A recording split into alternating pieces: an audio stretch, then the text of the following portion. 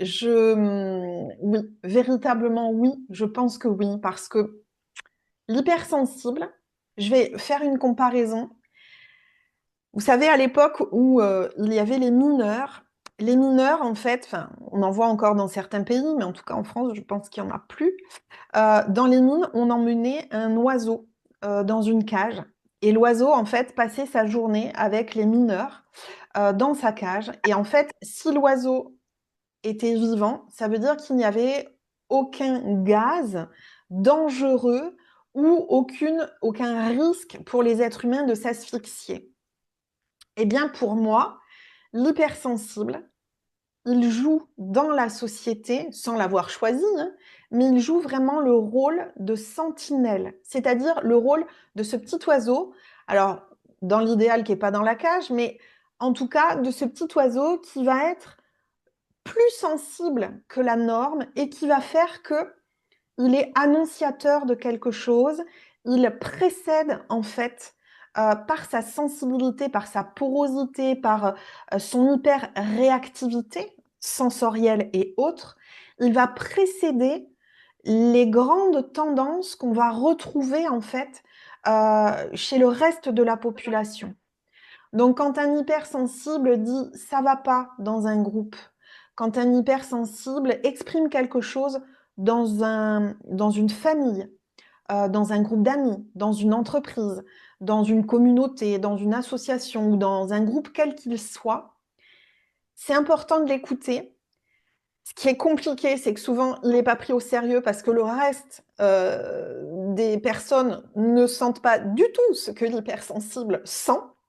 Et que chez l'hypersensible, c'est souvent difficile de le conscientiser et d'expliquer le pourquoi de la chose, pourquoi il capte ça, pourquoi il ressent ça, pourquoi il vit ça, pourquoi il a l'intuition, puisqu'on n'en a pas parlé, hein, mais il y a du coup une intuition très très forte chez les hypersensibles.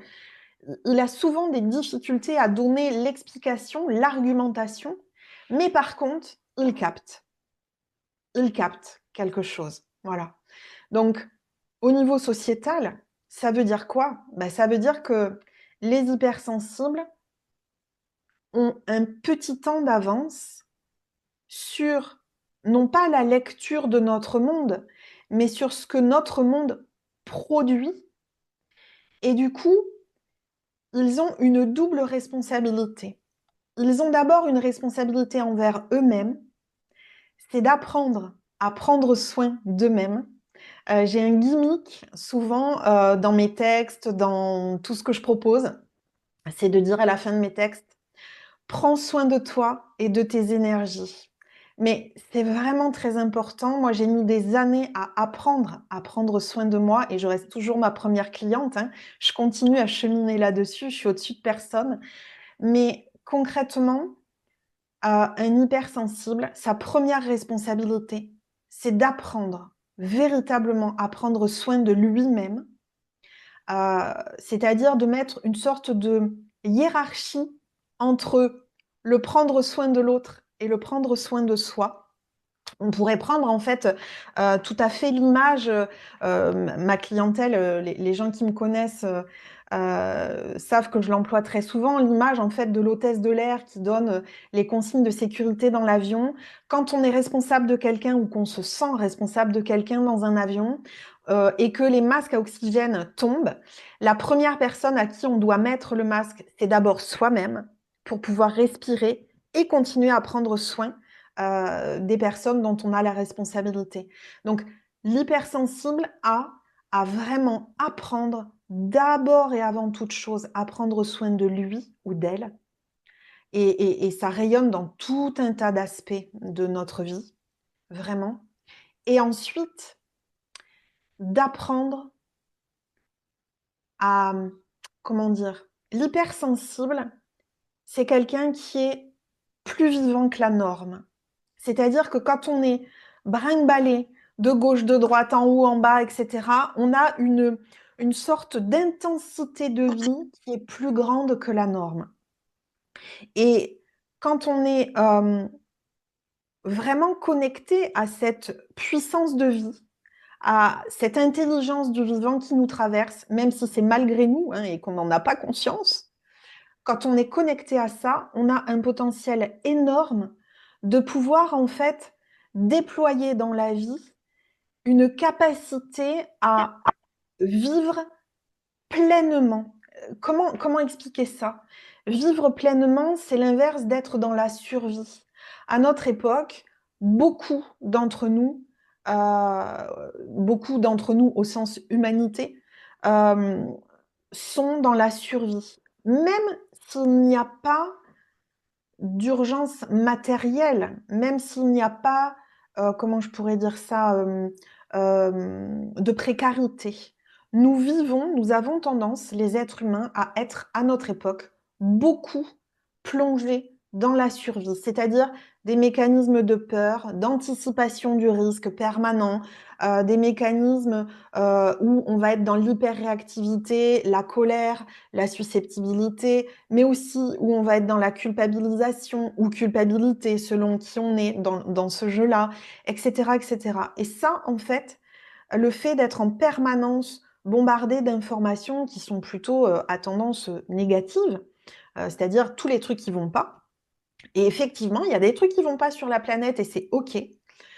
Mais le fait d'être en permanence connecté à ça, eh bien, va faire que ça va déclencher chez chaque être humain un instinct de survie qui est tout à fait normal, noble, hein, c'est la survie de l'espèce humaine, mais qui va aussi déclencher tout un tas de réactions en chaîne qui sont des réactions où notre cortex, la partie en nous qui, on va dire, réfléchit de manière sensée, va être complètement éteinte et passer au second degré parce que c'est la partie de notre cerveau reptilien et de notre limbique qui vont être en surréaction parce que ça nous positionne en survie.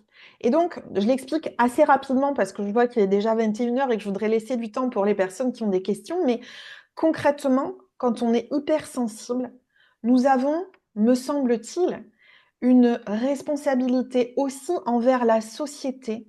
C'est-à-dire que nous avons cette capacité à rentrer en lien avec les gens. Nous avons, et c'est plus fort que nous quand on est hypersensible, on a cette capacité-là.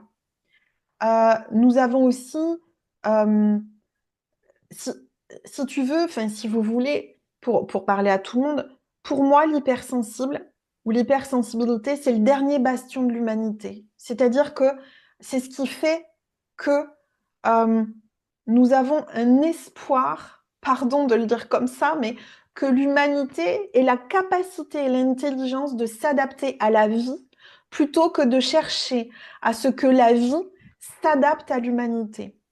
Nous avons cette arrogance en tant qu'être humain de penser que la planète nous appartient. Nous avons cette arrogance de penser que euh, nous allons tout adapter pour notre confort. Et la vie, c'est tout l'inverse du confort. La vie, c'est l'accueil de ce qui est aussi inconfortable parfois, de ce qui peut nous déranger. Le roseau, il n'est pas toujours confortable, hein. Il est confortable peut-être au niveau de son ancrage, mais alors sur le haut, il n'est pas toujours confortable. Et en fait, quand on est hypersensible, on a déjà quelque part, si on a cheminé en soi, on a déjà quelque part, comment dire, consolidé cette verticalité-là, soit consciemment, soit par résilience, parce que les hypersensibles sont hyper résilients.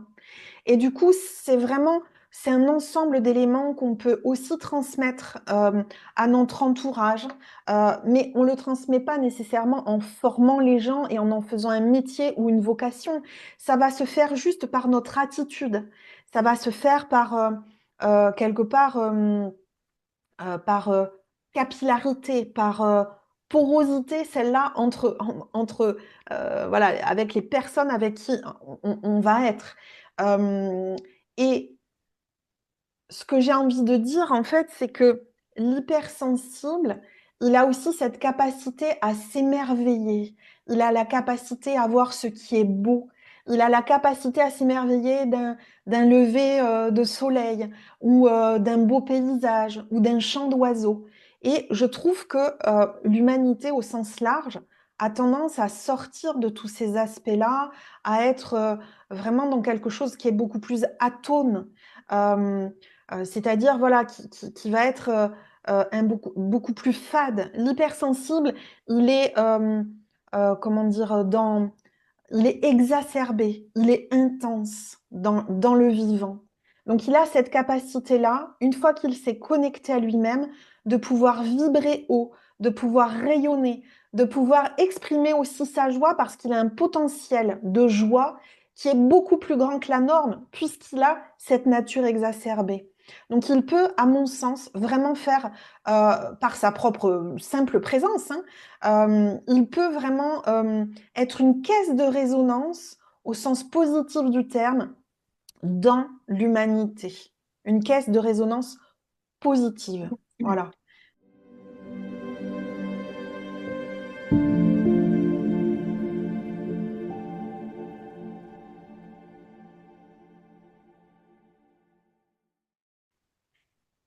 Ben, je pense que ce que tu viens de dire résume très très bien. Je pense que à partir du moment où les hypersensibles travaillent sur eux-mêmes, quand je dis travailler, c'est pas besogneux, hein, mais apprennent à se connecter à eux-mêmes, apprennent à rentrer dans leur profondeur plutôt que d'être dans ce déni ou dans cet évitement de leur profondeur, ils sont effectivement une richesse pour la société, l'environnement dans lequel ils sont. Oui, effectivement, je pense qu'il y a vraiment beaucoup de ça. A contrario, les hypersensibles qui ne vont pas cheminer à l'intérieur d'eux-mêmes peuvent être dévastateurs parce qu'ils vont être hyper réactifs, ils peuvent être hyper en colère, hyper agressifs, hyper tout ce qu'on veut. Et donc, c'est bien pour ça que je dis qu'il y a une responsabilité à cheminer en soi. C'est pas pour prêcher pour ma paroisse, même si bien sûr que voilà, mon public, c'est ce public-là et je les accompagne vraiment à cheminer à l'intérieur. Mais c'est parce que véritablement, c'est un constat que je fais qui est presque un constat d'urgence à cheminer à l'intérieur. Voilà. Encore plus quand on est hypersensible.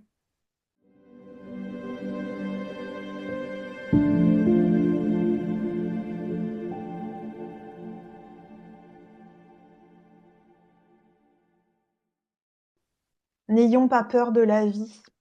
En fait, nous sommes là pour vivre et la plupart du temps, on essaie de se prémunir de la vie. C'est-à-dire, on va s'enfermer, voilà, on va se mettre, on va se calfeutrer, on va essayer d'éteindre certaines choses, etc. Et j'ai envie de dire, faisons confiance vraiment à l'intelligence de la vie qui nous traverse.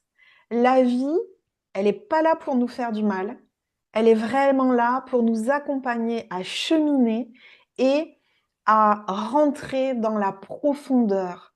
La vie, elle peut être intensément belle, elle peut être intensément vivante, elle peut être source d'enseignement à chaque instant.